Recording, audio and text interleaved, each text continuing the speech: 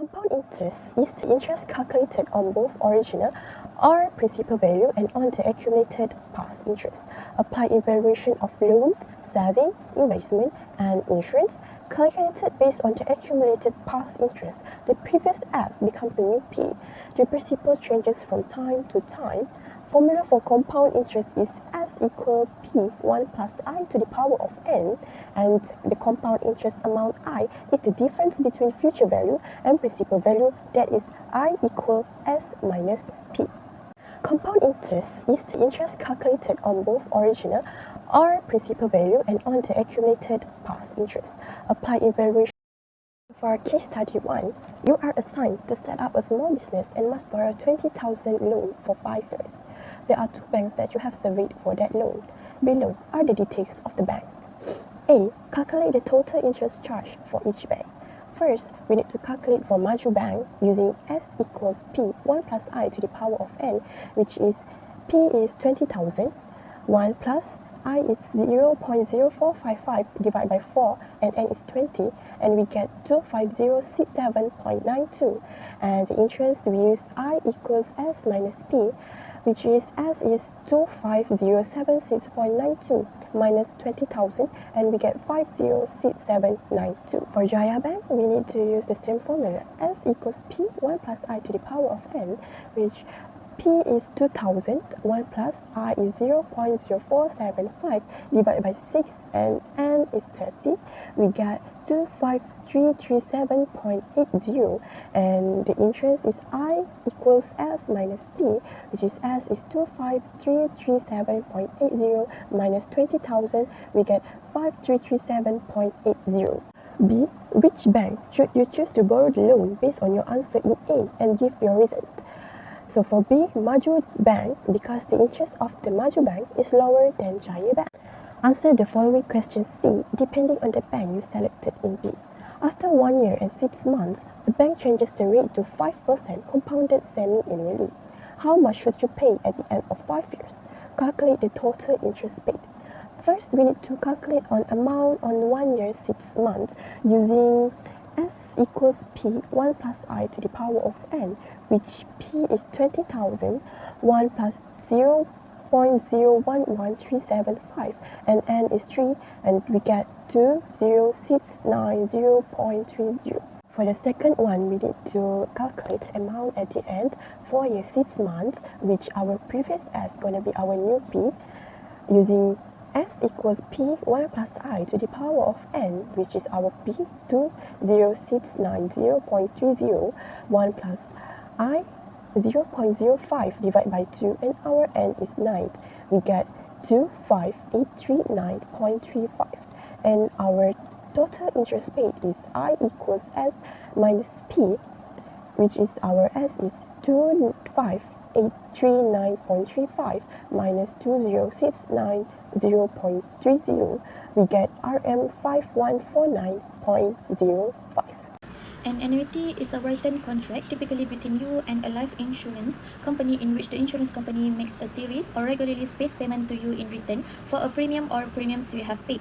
Annuities are often used in loans, investment, and savings. In the topic of annuities, we can learn how annuities work, the type of annuities that exist, and how to calculate the present value and future value of an annuity. For annuity, we use S equals to R open bracket open smaller bracket 1 plus I close small bracket to the power of n minus 1 divided by I and close bracket.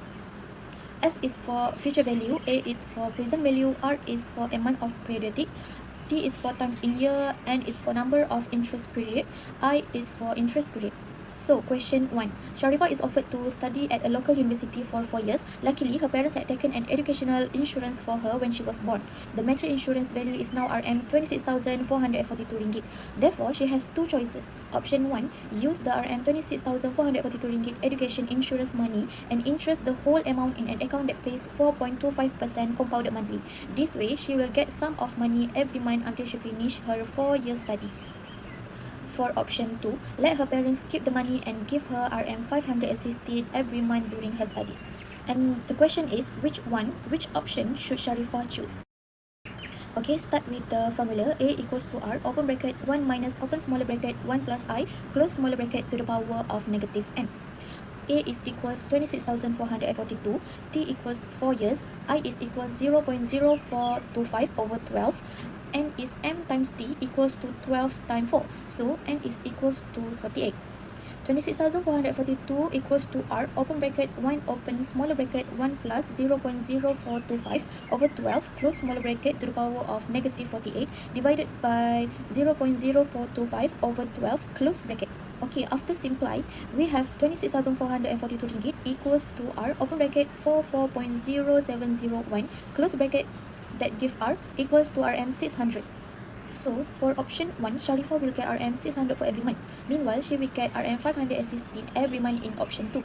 So, Sharifah should choose option 1 because she will receive more money every month compared to option 2. So, second question. At the end of her first semester, Sharifah needs to buy a laptop. Her father bought her a brand new laptop through an installment plans by making a down payment of 10% followed by 36 equal month payment. The laptop costs RM 3,250 and the interest charge is 3.5% compounded monthly.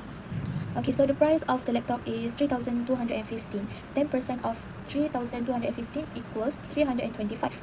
So the loan's amount A equals 3,215 minus 325. A equals to 2,925. And we use the annuity formula. A equals to R open bracket 1 minus open small bracket plus I close smaller bracket to the power of negative n divided by I close bracket. 3,250 times 10% is equals 325. Then A is equals 3,215 minus 325 ringgit. So A equal RM 2,925.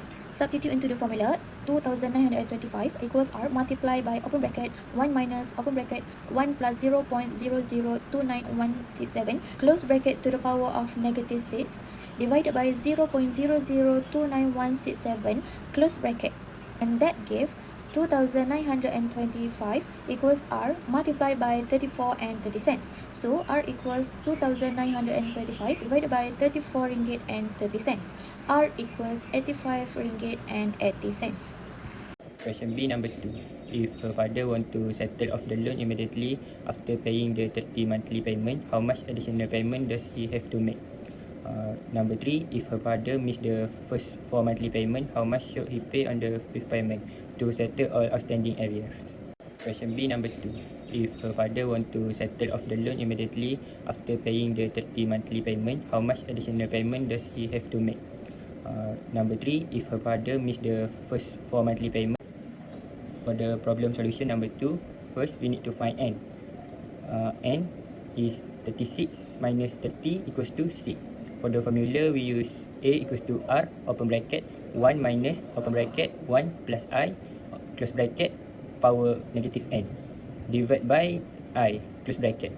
So, put in the formula, 35.71, open bracket, 1 minus, open bracket, 1 plus 0.035 divided 12, close bracket, power negative 6 divided 0.035 divided 12, close brackets, and calculate it. The final answer will be RM 509 and 0.5 cent.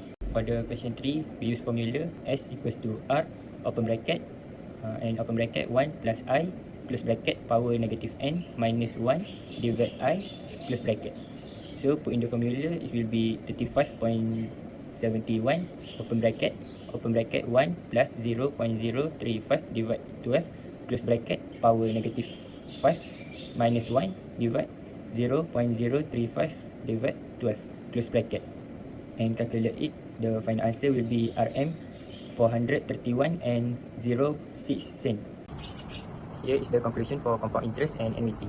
For compound interest is a very effective and beneficial financial concept. It provides an advantage in the growth of the value of money because it involves calculating interest on the principal amount and also the interest that has accumulated. This concept is very useful in the world of finance, such as long-term saving and investment. By understanding compound interest, one can plan finance more wisely and achieve financial goals faster.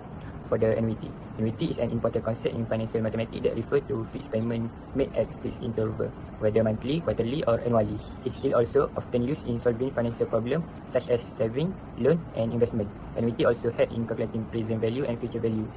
In annuity, there are two types of annuity, namely ordinary annuity and deferred annuity. Ordinary annuity are payment at the end of each period, while deferred annuity refer to payment at the beginning of each year.